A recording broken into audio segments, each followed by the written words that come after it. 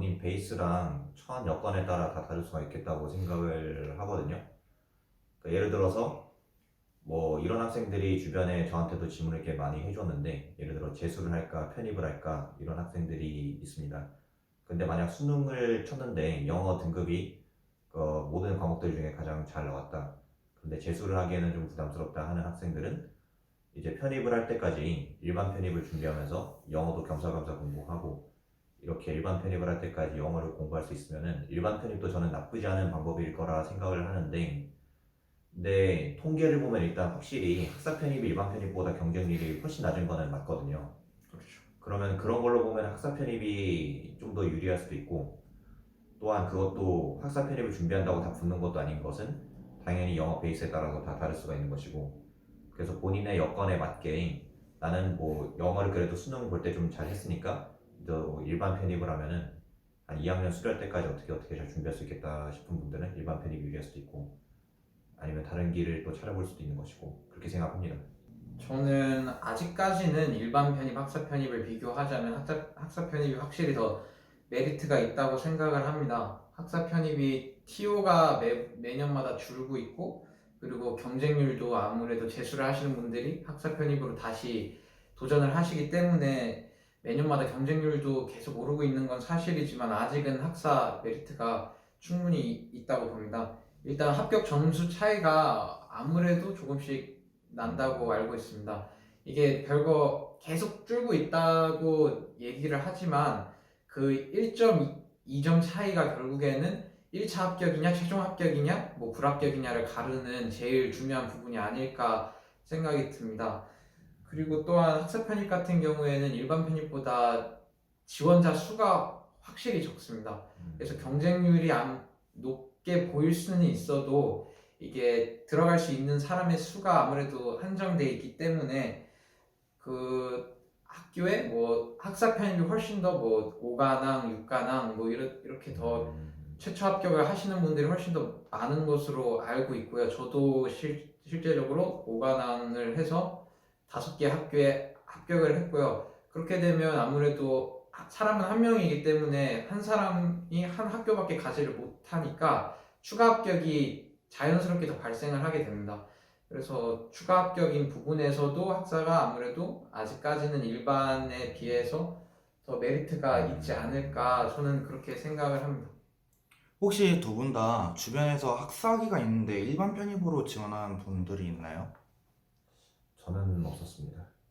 저는 있었는데 이게 아무래도 학위가 있으면 학사 편입에도 지원할 수 있고 일반 편입 자격도 돼서 일반 편입에 지원을 할 수 있습니다. 제 친구 같은 경우에는 일반 편입에서만 뽑는 과를 지원하고 싶어서 그 일반 편입과 학사 편입을 같이 지원을 했는데 결과론적으로는 학사 편입에 합격을 해서 대학교를 이번에 들어가게 된 것을 보면 어떻게 보면은 아직은 학사 편입이 더 유리하지 않나 이렇게 생각이 듭니다. 편입을 준비하다 보면 가장 중요한 게 정보잖아요. 뭐 주로 어떠한 커뮤니티를 이용해서 정보를 얻었는지가 참 궁금하네요. 저 같은 경우는 크게 세 가지 줄기를 말씀드릴 수 있을 것 같은데, 일단 첫 번째로 가장 많이 참고한 건 아무래도 각 학교에서 이제 발표하는 모집 요강이겠죠. 모집 요강이랑 이제 공식적으로 발표하는 경쟁률 같은 걸 이제 전년도 경쟁률, 전전년도 경쟁률, 그리고 모집 요강의 변화 같은 걸 보면서 이 학교를 어떻게 내가 지원할 수 있을까를 좀 대단히 참고하는 게 있고, 근데 그것만으로는 어쨌든 뭐 기출 문제나 아니면은 합격생들 점수 같은 거는 알 수 없잖아요. 이제 그런 거는 이제 도편사 같은 카페나 아니면 그쵸, 제일 유명하죠. 네, 도편사나 아니면은 관련한 오픈 톡방에 가가지고 사람들에게 많이 물어봤는데, 근데 제 개인적인 생각일지 모르겠는데 도편사에서 막 그렇게 큰 도움을 얻었던 것 같진 않아요. 왜냐면 어차피 좀 공식력 있는 정보를 얻을 수 있는 것도 좀 제한되어 있는 것 같고, 좀 등급이 높은 사람들에게만 그거를 푼다거나, 그렇지 않으면은 다 약간 좀 부정확한 네. 좀 난립하는 정보들 때문에 어차피 내가 다시 가공을 해가지고 걸러들어야 되는 정보가 되거나 그런 게 있었는데, 오히려 오픈톡방 같은 경우에는 좀 경험이 많은 분들이라고 해야 될까요?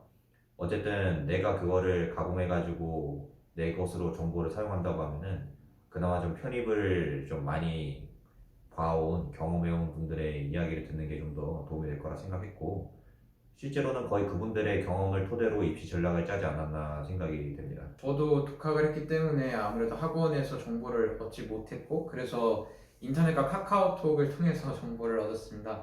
아마 절박했기 때문에 편입 관련된 거는 다 검색해서 뭐 유명한 카페, 뭐 편입 관련된 카페만 한 세네 개 가입을 했고 그다음에 뭐 갤러리, 뭐 카카오톡 다 정보를 어떻게든 찾으려고 했던 것 같은데 그런 카페나 갤러리 같은 것을 보시면 루머도 상당히 많고 견제글도 상당히 많습니다. 그렇죠. 그리고 또한 예를 들어서 시험이 끝날 때마다 이번에 홍대에서 아, 시험이 엄청나게 어렵게 나왔습니다. 갑자기 어렵게 나왔는데 막 너무 어렵다, 이거 망했다, 이번에 홍대는 홍또다 막 이러면서 계속 그런 글들이 카페나 갤러리 같은 데 올라옵니다. 그렇게 되다 보면 거기에서 계속 읽다 보면 아무래도 멘탈이 흔들리게 되고 그렇기 때문에 공부에 집중하기보다는 걱정을 더 많이 했던 것 같습니다. 그래서 아무래도 카페나 인터넷 같은 경우에는 물론 유익한 정보가 많이 있기는 합니다만 걸러 들으시고 그리고 뭐 더 의지하실 수 있는 분이 있거나 아니면 뭐 저 같은 경우에는 저도 카카오톡 오픈 채팅을 통해서 더 정확한 정보를 많이 받은 것 같습니다. 독학 같은 경우에는 이제 혼자서 공부를 하는 거기 때문에 많이 힘드셨을 텐데 제일 힘들었던 부분은 어떤 점인가요? 저 같은 경우는 사실 저는 이거를 한 달 동안 준비를 했는데 어쨌든 한 달 동안 제 노력을 투입을 해야 하고 또한 원서비나 아니면 교재값도 써야 하죠. 근데 이게 엄밀히 말해서 그렇게 짧은 시간 동안 준비를 해가지고 붙을 거라는 보장이 없잖아요. 그러면은 당연히 집안 눈치도 보이고 그러면 내가 만약에 이 노력을 투입했는데 실패를 했을 경우에 얻게 되는 이 좌절감과 이제 기회비용 이런 게 가장 힘들기는 했습니다만 진짜 집안 눈치가 진짜 집안 눈치가 진짜 이게 진짜 엄청나게 보이는 것 같아요. 막 사방에서 왜 뭐 학부를 졸업했는데 또 학교를 가려고 하냐 이런 소리 나오고 대학원을 가라, 왜 대학원을 가라 그거 얼마나 힘든 건지 아냐 그 경쟁률도 보면은 다 힘들잖아요. 그렇죠. 다 새빨갛게 불타고 있으니까 그래가지고 스스로에게 확신할 수 없는 것도 좀 많이 좀 불안하고 힘들었는데 그래도 이왕에 길을 선택을 했으면은 뭐 내달려야죠. 그리고 부모님이 항상 말씀하신 게 있는데 뭐든지 최선을 다해야 하는 이유는 최선을 다하고도 실패하면은 그 영역은 불강력으로 치부할 수 있잖아요. 말 그대로 뭐 어차피 내가 더 할 수도 없는 영역인 거니까 그래서 차라리 마음이 좀 편해지기 때문에 이미 선택을 했으니까는 불강력으로 치부할 수 있을 정도로 무조건 내달려. 제일 힘들었던 건 아무래도 혼자 공부하다 보면 이게 페이스가 계속 잃게 됩니다. 뭐 친구가 뭐 부르거나 아니면 뭐 부모님이 뭘 하라고 시키거나 뭐 학원을 가면 이게 선생님이 있고 같이 공부하는 학생들이 있는데 혼자 공부를 하다 보면 그런 게 없기 때문에 혼자 일어나는 것도 힘들고 혼자 자는 시간을 지키는 것도 힘들고 아무래도 그래서 그 페이스를 유지하는 것이 제일 힘들었던 것 같고요. 그리고 두 번째는 저 같은 경우에는 학교를 아무래도 많이 지원을 하다 보니까 한 7개, 처음에 한 10개까지 생각을 했는데 7개를 지원을 했는데 그 학교마다 지원 요강이 다 조금씩 다르고 그리고 뭐 일정도 다르고 어떻게 일정이 겹치는 학교도 있거든요. 아침에 시험, 점심에 시험 아니면 어떻게 보면 아예 일정이 똑같이 겹치는 학교들이 있습니다. 그런 부분에서 이게 아무래도 한 10개를 한꺼번에 보다 보면 헷갈리게 되고 까먹게 되는데 그런 부분에서 멘토님께서 다 정리를 해주시고 언제 이때가 마감이다, 언제 이렇게 넣어야 된다 이런 부분에서 저는 제일 많이 도움을 받았던 것 같습니다. 아유, 감사합니다. 그러면 두 분이서 마지막으로 편입 준비하는 이제 올해 준비생들에게 하고 싶은 말이 있다면 일단은 아까 전에 그 저희 아버지가 하신 말씀드린 것처럼 일단 본인이 충분히 열심히 했고 최선을 다했으면은 사실 그 노력에 기대서 그냥 기대를 하면서 결과를 그냥 기대하는 게 맞지 않나 그런 생각이 들거든요. 왜냐면은 어차피 본인이 최선을 다해서 노력을 투입했으면은 그거 이상으로는 더 할 수가 없는 거잖아요. OMR 카드는 이미 던져진 거고 본인이 앞으로 시험을 볼 과목들도 아마 남아있을 것이고 그 학교들도 남아있을 텐데 부디 그냥 최선을 다해서 노력을 하고 그 노력을 그냥 믿고 기다려라. 어차피 노력해서도 안 되는 거면 불강력으로 치부하고 오히려 더 마음이 편해질 수가 있는 거니까 그러니까 시험은 열심히 준비하되 너무 결과에는 연연하지 않았으면 좋겠다. 그런 말씀을 드리고 싶네요. 네, 지금 말씀하셨던 것 중에서 제가 제 경험을 바탕으로 생각이 든 게 있는데요. 제가 그 아까 말씀드린 홍익대학교 시험을 본 다음에 너무 망했다고 생각을 해서 한 이틀 동안 편입 영어 공부를 제대로 못했습니다.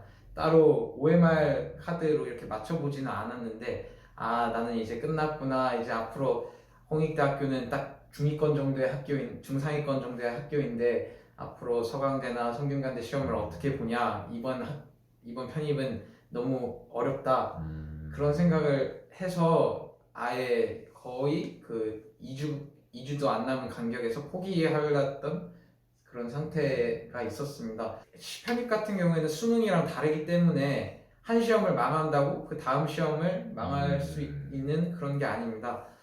아무래도 시험이 7개, 8개, 많게는 뭐 10개까지 치시는 분들도 있기 때문에 진짜 그 시험 하나하나만 그 최선을 다하시고, 만약에 한 시험을 망했더라도 자기의 편입이 끝난 게 아니기 때문에 끝까지 그 다음 시험이 남아있다면 포기하지 마시고 그 다음 시험에 더 집중하실 수 있는 여러분이 있었으면 좋겠습니다.